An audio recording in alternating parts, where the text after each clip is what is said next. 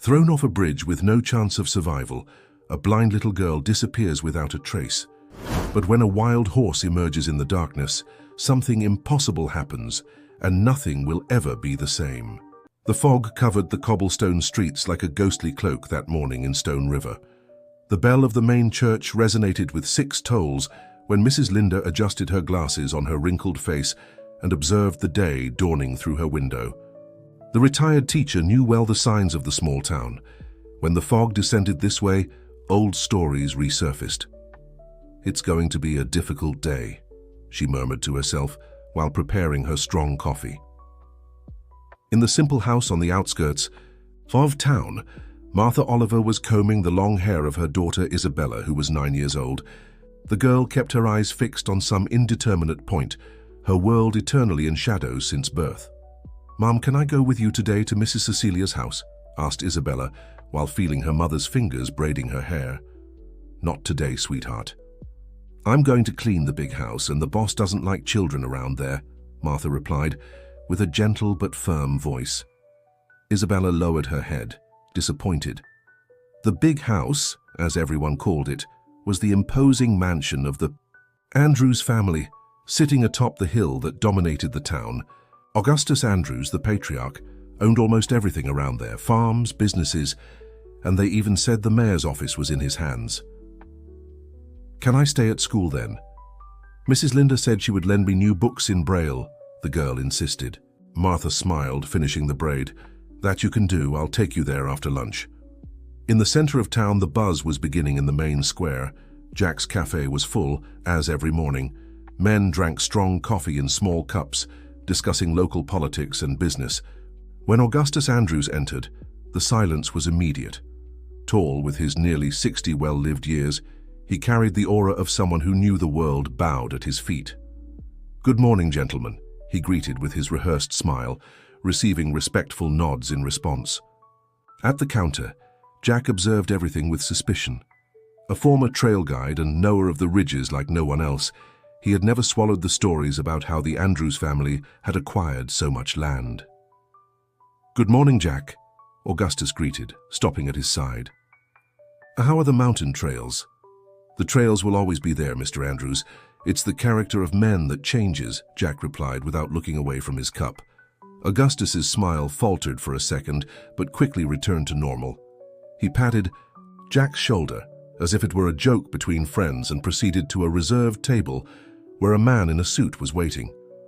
At noon, while the town buzzed with the heat that dissipated the fog, Isabella walked alone through the streets she knew by touch and sound.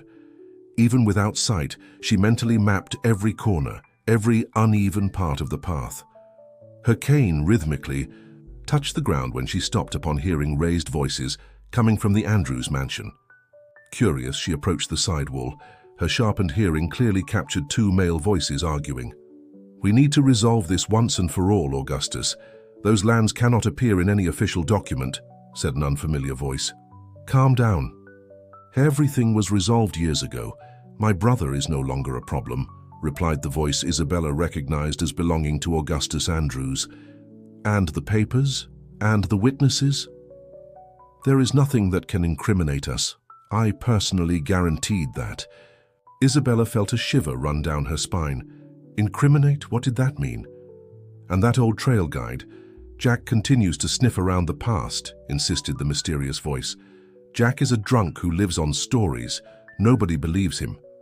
The girl took a step back, but her cane hit a can, producing a metallic noise. The voices immediately silenced. Frightened, Isabella ran as best she could, her cane barely touching the ground, her heart racing with fear of something she didn't fully understand. If this story interested you, don't forget to subscribe to our channel and give a like. Tell us which city you're watching us from. We continue. That night, dinner at Martha and Isabella's house proceeded in silence. The girl poked at her food without appetite, thoughtful about what she had heard earlier. "Did something happen today, honey?" Martha asked, noticing her daughter's unusual behavior. Isabella hesitated. She knew her mother worked for the Andrews and feared putting her in a difficult situation. "Mom, what does it mean when someone says that another person is no longer a problem?" Martha frowned, confused by the sudden question. It depends on the context, sweetie. Why do you ask? The girl bit her lower lip, undecided. I heard Mr. Augustus saying that today about his brother. He said he personally guaranteed that his brother was no longer a problem. The fork Martha was holding fell on the plate with a sharp tinkle. A tense silence filled the small kitchen. Isabella, where did you hear? This, Martha's voice trembled slightly. Near the big house. There was another man with him. They were talking about lands and documents and... Martha abruptly stood up and went to the window, making sure it was tightly closed.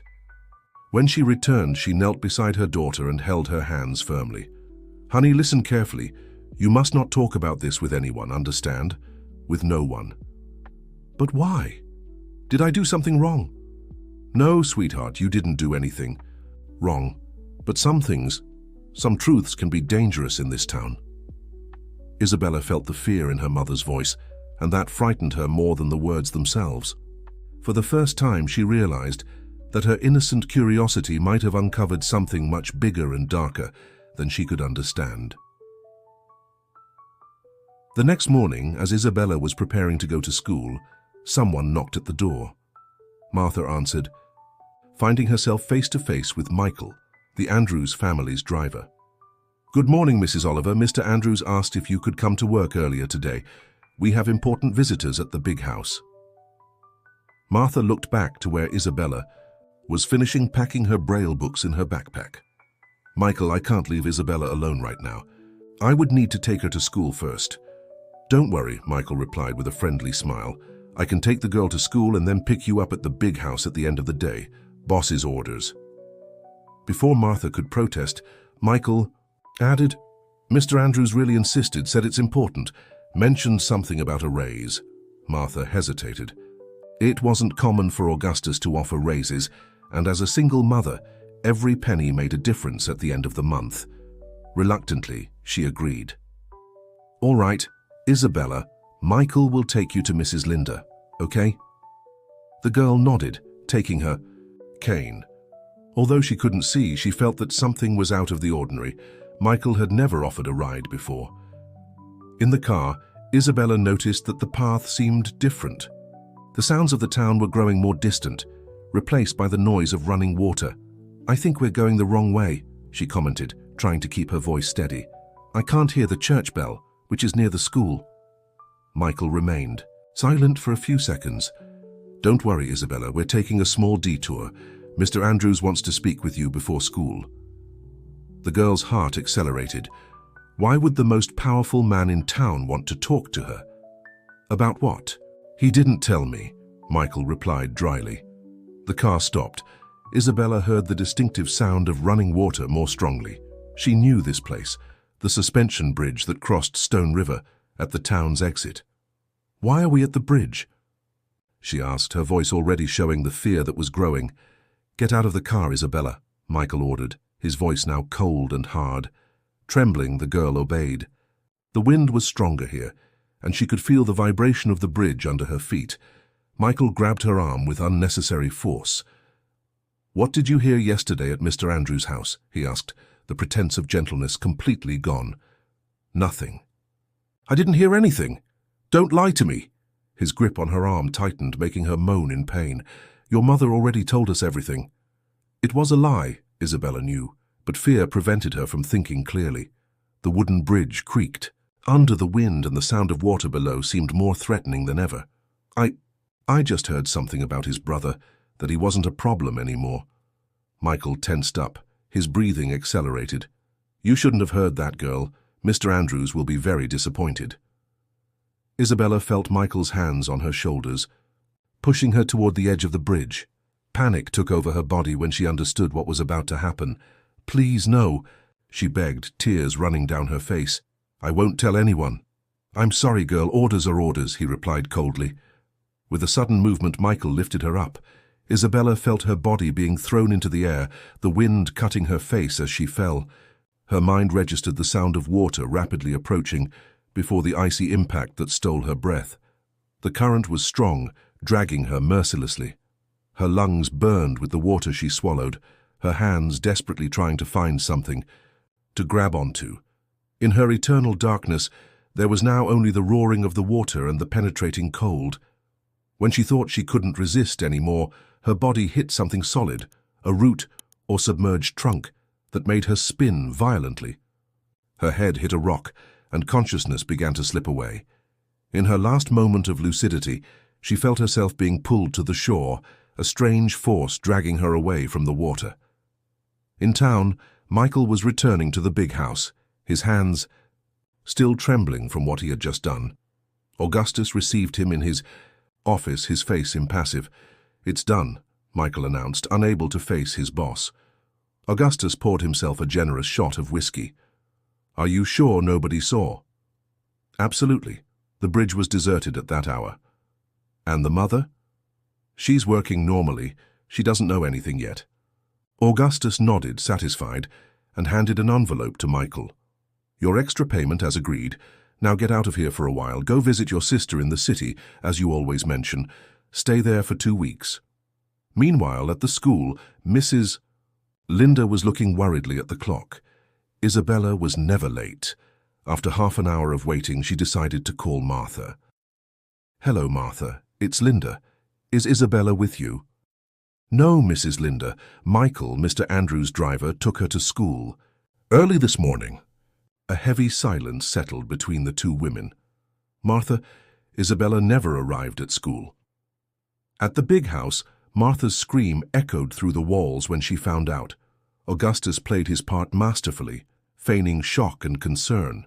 "Michael assured me he left her at the school entrance," he exclaimed, his face contorted in false indignation. "We'll search for her immediately. I'll call Sheriff Norton right away." While making the call, his eyes met Martha's. For a brief moment, something dark and satisfied crossed his gaze, so quickly that the woman questioned whether she had imagined it. The news of Isabella's disappearance spread rapidly. Within a few hours, search parties were organized. Sheriff Norton, a corpulent man with a severe expression, coordinated the teams. "We need to check the river," suggested Jack, who had voluntarily joined the search. "The current is strong after last week's rains." "Don't be pessimistic, man," the sheriff reprimanded. "The girl must have gotten lost in town." "A blind girl doesn't get lost on paths she knows like the back of her hand," Jack retorted. "Something happened to her." By nightfall, the searches were concentrated along the banks of Stone River. It was then that a young trail guide shouted, pointing to the water, "Look! There!" Floating near the shore was Isabella's white cane. Martha fainted upon recognizing the object. The crowd fell silent. All eyes turned to the dark river that seemed to have swallowed the girl. Far away, miles downstream, in the wildest region of the ridge, Isabella was slowly waking up. Her body ached, and her head throbbed with a sharp pain. She tried to move, but every muscle protested. She was lying on something soft. Dry leaves, she realized by the smell and texture. A strange warmth enveloped her, and a rhythmic sound reached her ears, the breathing of a large animal. Frightened, she tried to move away, but a wave of dizziness made her fall again. The animal, a horse she realized by the characteristic smell, came closer, its warm muzzle gently touching her face. There was no aggression in its gesture, only curiosity. "Who are you?" whispered Isabella, extending her trembling hand to touch the animal. Her fingers found soft hair and a long mane. The horse snorted softly as if responding. You saved me," she asked, her voice choked with emotion and pain. The animal just remained by her side, its massive body blocking the cold wind of the approaching night. Somehow Isabella knew she was safe with this creature. Exhausted and injured, she let herself fall asleep again, curled up against the protective warmth of the wild animal that, for some mysterious reason, had decided to rescue her from the merciless waters of the river. That same night, while the town of Stone River lamented the apparent tragic accident, Augustus received an unexpected call. The voice on the other end of the line was tense. "They didn't find the body," said the voice on the phone. "The searches will continue tomorrow." Augustus gripped the device tightly. His face, previously composed, contorted in anger. "What do you mean they didn't find it? The river isn't that big." The current must have carried it away. They may never find it. That's unacceptable. Augustus slammed his fist on the desk. I need absolute certainty. After hanging up, he poured himself another shot of whiskey, trying to calm his nerves. The plan was perfect. A tragic accident with the blind girl who slipped from the bridge. No one would suspect, but without a body, questions would continue. The Kai. Next morning, Jack was inspecting the area near the bridge. As an experienced trail guide, he knew how to read the signs of nature like no one else. Moving away from the official search groups, he followed an intuition that had been bothering him since he learned of the disappearance. Crouching down, he examined almost invisible marks on the beaten earth. Footprints that indicated a struggle, not a simple slip. Further ahead, he noticed something even more intriguing, hoof marks different from the mules and horses used in town. Maple, he murmured to himself, recognizing the unique pattern of the horseshoes of the wild horse that lived in the ridges and that he had seen several times on his trails. The horse was legendary among the trail guides, a magnificent animal with reddish-brown fur that had never allowed itself to be captured or tamed. Some said he protected the ridge and its secrets. Miles away, Isabella was waking up again, her body still sore but her mind clearer. The sun warmed her face, and she heard the murmur of a nearby stream. The horse remained by her side like a silent guardian. I need water, she whispered, trying to stand up. As if understanding, the animal moved, gently pushing her with its muzzle. Isabella leaned on its strong neck, and together they slowly walked to the stream. Kneeling, she drank eagerly, feeling the freshness of the water soothing her dry throat. Thank you, she said, caressing the horse's muzzle. I'll call you Maple. You seem as strong as the maple wood my mother always talks about. The animal whinnied softly, as if approving the name. Meanwhile, in town, Martha's desperation contrasted with Augustus Andrews' perfect performance. The local radio broadcast the official statements. We will do everything in our power to find little Isabella, assured Sheriff Norton, his deep voice conveying false confidence. Augustus, at his side, wiped away non-existent tears with a silk handkerchief. I am devastated by this tragedy. Isabella was like family to me. I will offer a substantial reward for anyone who brings information about her whereabouts. Jack, who was listening to the broadcast at Jack's cafe, turned off the radio with an abrupt gesture. Hypocrite, he muttered between his teeth. Cecilia, the cafe's owner and a longtime friend, approached. You know something, don't you, Jack? The trail guide looked around, making sure there were no unwanted ears. The marks near the bridge don't indicate an accident, Cecilia. They indicate a struggle. And there's something even stranger. Traces of Maple nearby. The wild horse? What would he be doing so close to town? I don't know, but I'm going to find out. I'm going to follow those tracks. At the school, Mrs. Linda was organizing Isabella's belongings when she found a notebook of Braille notes that the girl always carried. As she had learned the system to better teach her student, she managed to decipher the last entries. Today I heard something strange at the big house. Mr. Andrews talking about his brother who was no longer a problem. He seemed scared of something. The teacher closed the notebook with trembling hands. She then remembered something stored away for years. Old documents she had found when she took over as school principal, mentioning a land dispute involving the Andrews brothers. At the time she hadn't given it much importance, but now, quickly she went to the school's dead files. After hours of sifting through dusty boxes, she found what she was looking for. A yellowed envelope containing newspaper clippings and official documents from more than 20 years ago. Family dispute divides Stone River County. Andrews brothers on opposite sides of land process. And in a smaller, almost imperceptible note, Julian Andrews, lawyer and defender of local settlers, mysteriously disappears after threats. My God, whispered Mrs. Linda, the understanding of what might have happened hitting her like lightning. In the ridge, Isabella and Maple were moving slowly.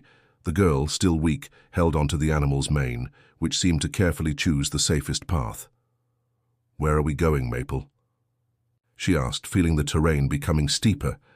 The horse just continued at its steady pace. Suddenly it stopped. Isabella felt the animal becoming tense, its ears moving, alert. What is it? She whispered, fear tightening her chest again. Distant noise of people approaching made the horse back up. They were male voices, rough, and the metallic sound of guns being loaded. She has to be around here. The boss said to look in the vicinity of the river, following the current. Isabella recognized the voice. It was one of Augustus's henchmen. They were looking for her, and not to rescue her. Maple reacted with surprising intelligence. Silently, he guided Isabella away from the voices, deeper into the thick forest. The girl clung to the animal's mane, trusting entirely in its instincts. The horse seemed to know every stone, every tree, every hiding place in the ridge. After riding for almost an hour, Isabella felt the environment change. The air became more humid and fresh, and the echo of their movements indicated an enclosed space. Extending her hand, her fingers touched rocky walls. "A cave," she whispered. The horse stopped, allowing her to slide from its back. Carefully, Isabella explored the environment with her hands. The cave wasn't large, but it seemed safe and, more importantly, difficult to find. "You brought me to your hiding place, didn't you?" she said softly, caressing the animal's neck. Her hands touched something strange on the cave wall. It wasn't just irregular rock, but deliberate marks, engravings made by humans. Curious, she followed the contour of the inscriptions with her fingers.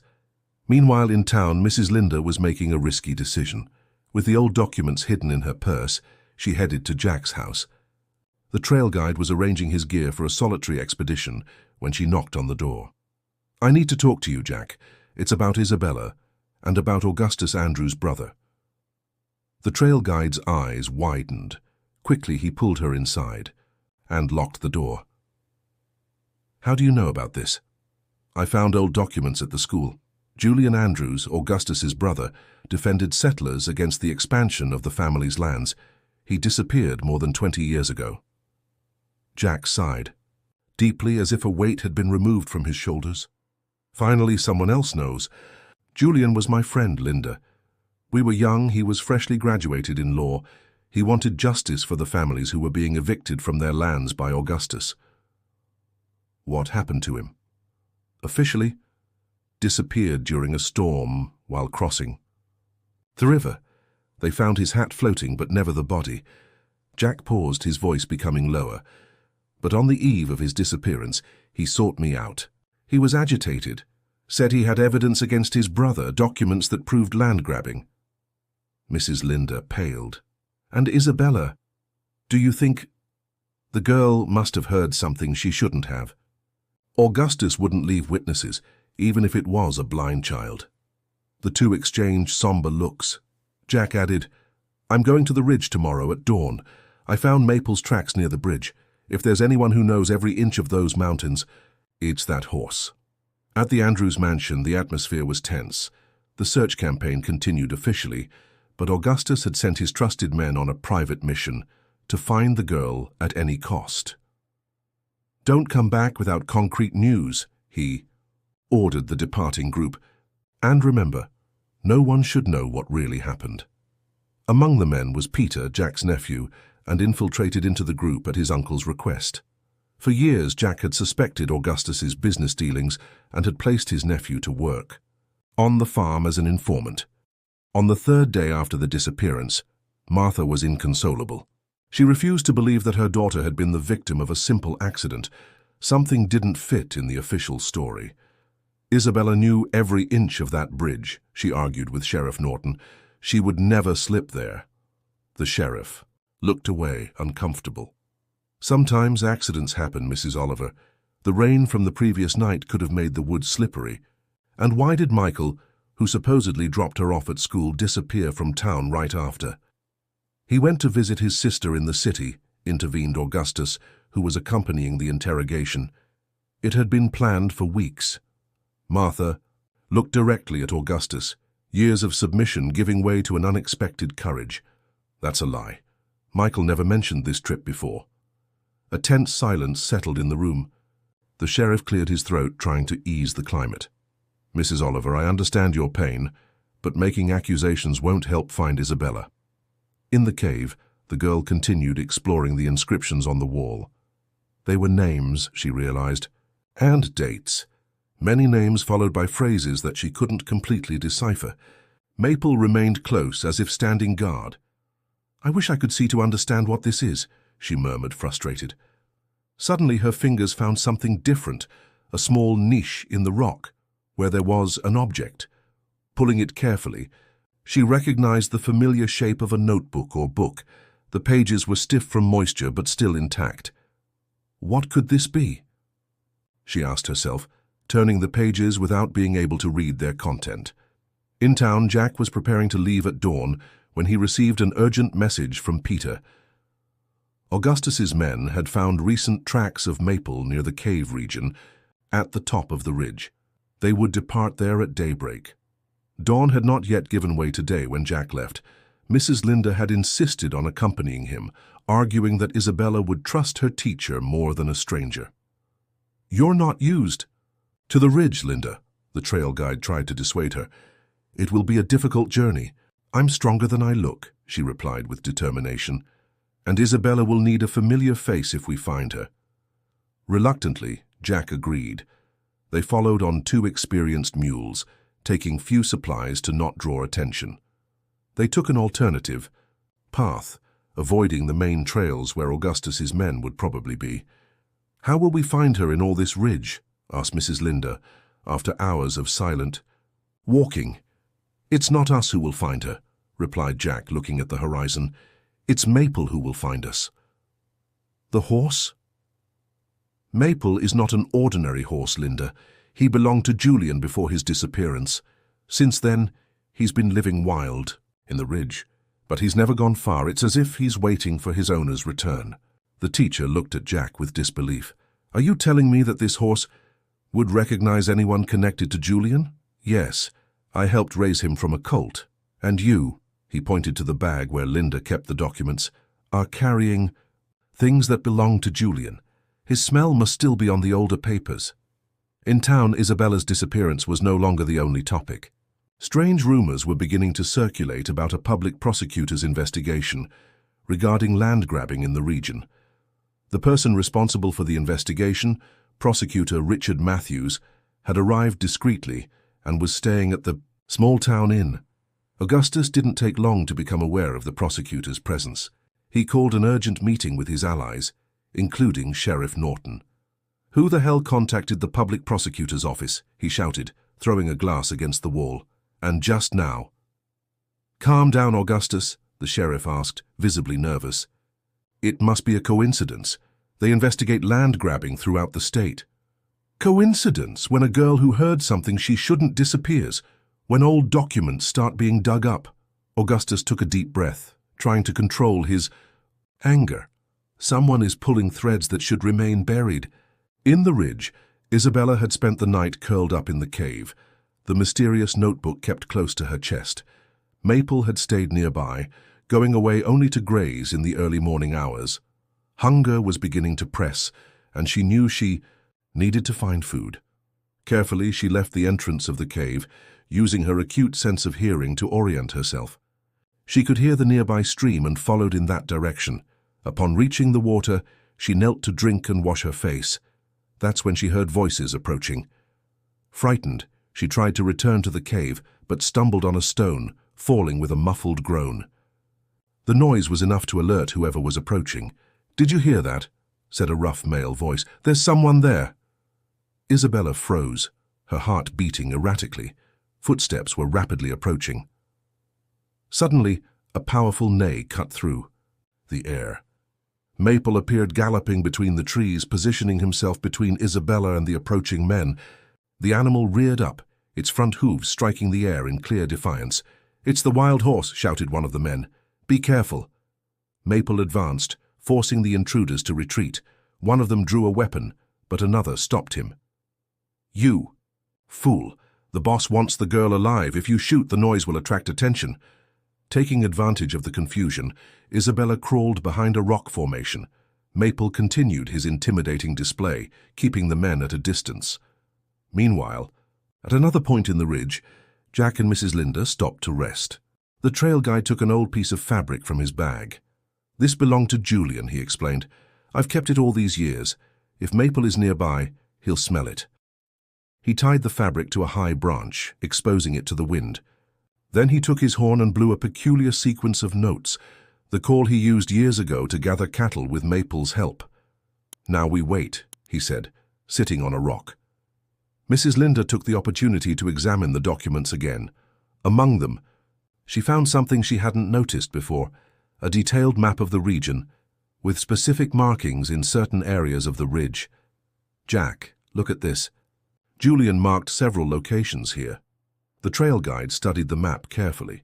"These are the old properties of the settlers he defended, and this mark here," he pointed to a symbol near the top of the ridge, "is the cave region. It was our hideout when we were young."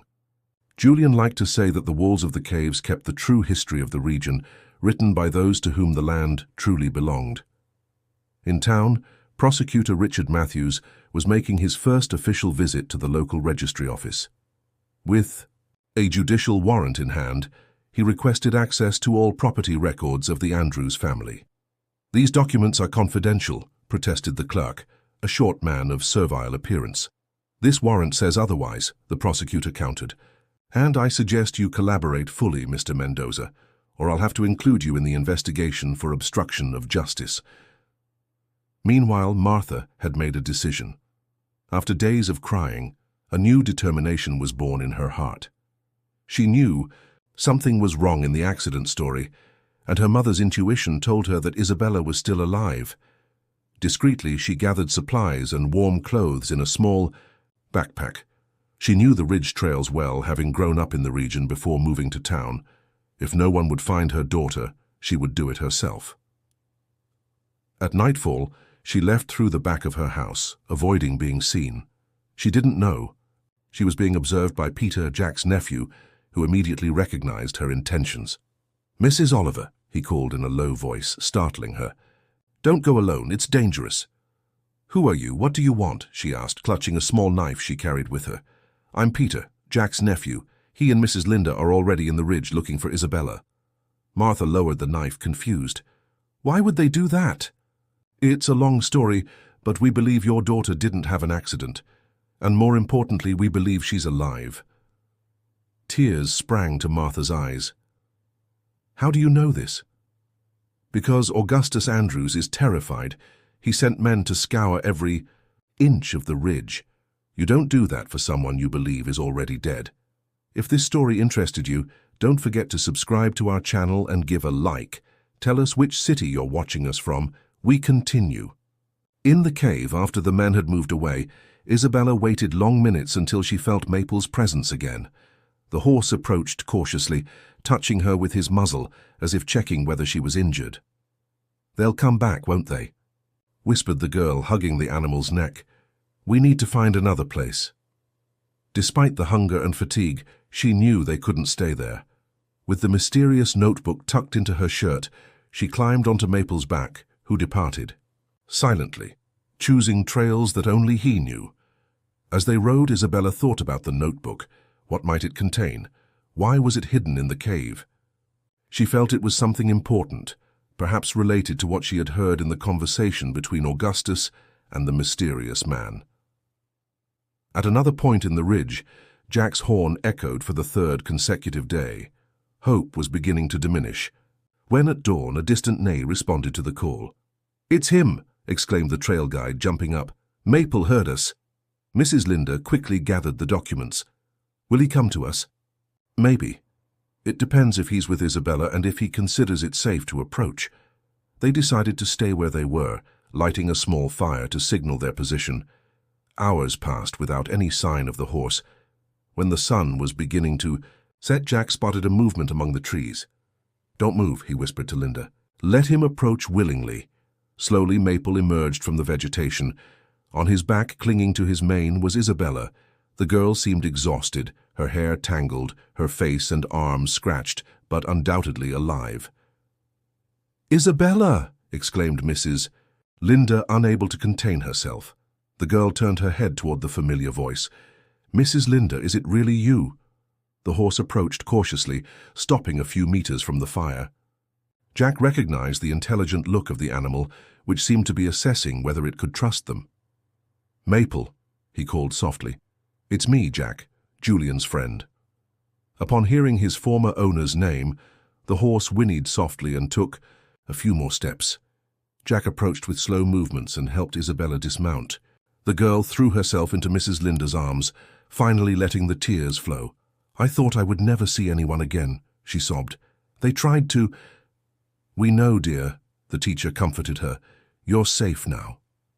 While Isabella eagerly ate the food they had brought, Jack examined Maple. The horse seemed tired but healthy. Surprisingly, it allowed itself to be petted, as if it recognized in the trail guide an old friend. "He saved my life," Isabella recounted between sips of water. "He pulled me from the river and took me to a cave where there were marks on the walls, and I found this." She took the notebook from inside her shirt and handed it to Mrs. Linda. "What is it?" asked the teacher, carefully opening it. "I don't know. I can't read, but it was hidden in the cave." Jack approached to examine the notebook. His hands trembled as he recognized the handwriting. "It's Julian's diary," he said with a choked voice. "His last diary. In town, Prosecutor Richard Matthews's investigation was advancing rapidly. The registry office records revealed serious inconsistencies in the documentation of several Andrews family properties. These titles were clearly altered, the prosecutor stated, showing the documents to Sheriff Norton. The dates don't match, signatures were forged, and there are overlaps of areas that don't make sense. The sheriff seemed uncomfortable. "What exactly are you suggesting, sir?" "I am stating, not suggesting, that there was systematic land grabbing in this region, Sheriff, and Mr. Augustus Andrews is the main beneficiary. That's a serious accusation. That's why I brought federal officers with me." The prosecutor made a gesture, and two men who until then had remained discreetly in a corner approached. "From now on, they take over the investigation. And I also want them to investigate the disappearance of Isabella Oliver. I have reason to believe the cases are connected." Meanwhile, at the entrance to the ridge, Peter was guiding Martha through alternative trails. "My uncle and Mrs. Linda should be in the northern region," he explained. "They're using the horn to attract Maple." "The wild horse?" Martha asked, confused. "What does he have to do with my daughter?" "It's a long story. Maple belonged to Augustus Andrews' brother, Julian. Some say the horse guards the secrets of the ridge since his owner disappeared." Martha suddenly stopped. "Are you telling me that a horse is protecting my daughter because of some revenge against the Andrews?" Peter smiled gently. "It's not exactly revenge, Mrs. Oliver. It's justice. Julian fought for the rights of the settlers against his brother Augustus. Many say what happened to him wasn't an accident." In the ridge, Jack, Mrs. Linda, and Isabella had taken shelter in a small grotto to spend the night. Maple stayed nearby, grazing in the vicinity. While the girls slept, exhausted, the two adults examined the diary by the light of the fire. Julian documented everything, Jack whispered, turning the yellowed pages. "Every forgery, every threat, every family evicted from their land." "And the last entry?" asked Mrs. Linda. Jack leafed through to the last written pages. He read in a low voice. "Augustus discovered I have the original documents. He tried to buy me off first, then threatened me. He said it wasn't personal, just business. How can a brother say that to another? Tomorrow I'll meet Jack and hand over the evidence to take to the federal judge. I've hidden copies in the cave, where we mark our discoveries about the indigenous families who first inhabited these lands. If something happens to me, the truth will be preserved in the walls of the ridge, as it has always been." A tear ran down the trail guide's wrinkled face. "He knew he was in danger," he murmured. "The next day, when he didn't appear at the meeting point, I already suspected, but I never found proof." "Until now," completed Mrs. Linda, pointing to the diary. "This is why Augustus is so desperate to find Isabella. She stumbled upon a 2-decade-old secret." Jack looked at the sleeping girl. "We need to take her to town safely and deliver this diary to the prosecutor who arrived." "How do you know?" "About the prosecutor. Peter informed me. He's bringing Martha here too." The next day at dawn, The group began descending the ridge. Isabella mounted on Maple, with Jack guiding the horse, and Mrs. Linda on the mule. The journey would be long, but they knew trails that Augustus's men probably didn't know. They didn't know that in town events were precipitating. Prosecutor Richard Matthews, with the help of federal officers, had obtained a search and seizure warrant for Augustus Andrews' mansion. The news spread like wildfire through Stone River. The sky was heavy with dark clouds when the group began the final descent of the ridge. Distant thunder announced the approaching storm, as if nature itself was preparing the scenario for the confrontation that was to come. Halfway down, they found Peter and Martha climbing in their direction. The reunion between mother and daughter was heartbreaking. Desperate hugs, uncontrollable tears, promises to never be separated again. "My baby, I thought I had lost you forever," Martha sobbed, holding Isabella's face between her hands as if she needed to touch every inch to believe it was real. "Mom, it was horrible," replied the girl, clinging to her mother. "Michael threw me off the bridge. I heard things at Mr. Andrews's house about his brother." "We need to go now," Peter interrupted, looking worriedly at the sky. "Not just because of the rain, but there's news from town. A prosecutor is investigating Augustus, and his men are furious, looking for you in the ridge." "What happened?" asked Jack. "They found compromising documents at the registry office, serious inconsistencies, and Michael returned from the city, was arrested and confessed everything. He said he acted on Augustus's orders." A stupefied silence fell over the group. The confirmation of what they already suspected brought a mixture of relief and horror. "Augustus is cornered," Peter continued. "They say he's planning to flee tonight. There's a car waiting on the road to Bedford. We can't let him escape," declared Jack, determination hardening his voice. "Not after everything he did. Not after Julian." Mrs. Linda took the diary from her bag. "We have the final proof here. Julian documented everything." They decided that Peter would take Martha and Isabella directly to the sheriff's station, where they would be protected by the federal officers, while Jack and Mrs. Linda would meet with the prosecutor with the diary. Maple, surprisingly, followed Isabella, as if he still felt the need to protect her. In town, the atmosphere was tense. Groups of residents talked at street corners, commenting on rumors about the investigation against Augustus Andrews. The news that Isabella had been found alive had not yet spread, but Michael's arrest and confession were the main topic. At the Andrews mansion, panic took over. Augustus ran from one side to the other, burning documents, filling suitcases with money and valuables. His fortress, built on decades of intimidation and power, was rapidly crumbling. "The car will be ready in an hour," informed his personal security. "We'll be able to get you to the border with Greenfield before they notice." Augustus nodded, his eyes bloodshot, his breathing ragged. How had everything gone so wrong so quickly? A simple blind girl who shouldn't have survived the fall into the river was destroying everything he had built. The first drops of rain were falling when Peter, Martha, and Isabella arrived at the sheriff's station. Sheriff Norton wasn't there. He had been temporarily removed on suspicion of complicity with Augustus's crimes. In his place, a federal officer received the group. "We need your complete statement, Isabella," the officer gently requested, after the introductions. "Every detail of what you heard at Mr. Andrews's house and what happened on the bridge." Meanwhile, Jack and Mrs. Linda were meeting with Prosecutor Richard Matthews at the small inn where he was staying. Upon seeing Julian's diary, the prosecutor's eyes lit up. "This is extraordinary," he murmured, carefully turning the pages with reverent care. "It's the final piece we needed. Julian Andrews was a brave man." "He was my friend," replied Jack. His voice choked with emotion. "His fight for justice will finally be honored." "And what will happen to the lands?" asked Mrs. Linda. "Many families were unjustly evicted." "If the original documents are found, as mentioned in the diary, it will be possible to revert the properties to their rightful owners, or their descendants," explained the prosecutor. "It's a long process, but a fair one." The rain was intensifying when a breathless trail guide burst into the inn. "Mr. Jack," he called urgently. "Augustus Andrews is trying to flee. His car was seen on the road to the highway.